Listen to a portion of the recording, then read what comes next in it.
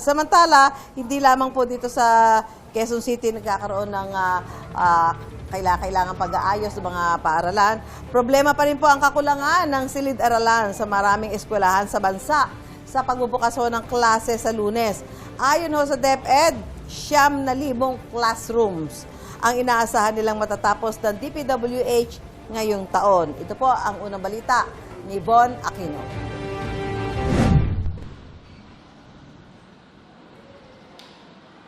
Isa sa may pinakamalaking populasyon ng mga estudyante sa Quezon City ang Commonwealth Elementary School. At sa paparating na school year, nadagdagan pa ang mga nag-enroll sa kanila sa kindergarten.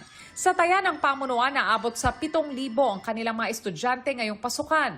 Dahil dito, kinakailangan pa nila ng 2 silid-aralan. Sa ngayon, ang classroom-to-student ratio nila ay 1:20-25 sa kinder. 1:35-40 sa grades 1, 2 at 3 at 1:40-45 naman sa grades 4, 5 at 6. Meron po kasi mga rooms na maluwang, big rooms.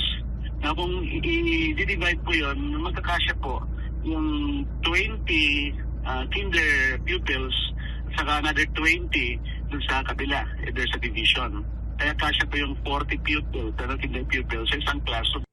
Sumulat na raw sila sa Department of Education para tayuan na lang ng gusali ang kanilang covered court. Hiling din nila na mabigyan ng laptop ang kanilang mga guro at mabigyan sila ng TV para makatulong sa kanilang lectures. Paggawa ng partition sa mga classroom din ang solusyon ng Bagong Silangan Elementary School na may pinakamalaking bilang ng mga estudyante sa Quezon City. Halos 9,000 ang kanilang enrolled students. Ang kanilang classroom-to-student ratio, 1:35-45 at 1:50. From grades 1 to grade 3, most of their classroom are partitioned. Pero yung grade 5 and grade 6, standard classroom yon.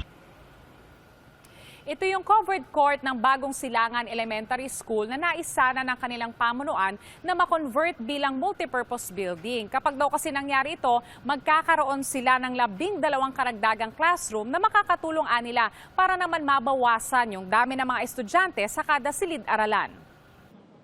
Kulang din daw sila ng 5 guro, pero nag-commit na nila ang DepEd na bibigyan sila ng karagdagang guro.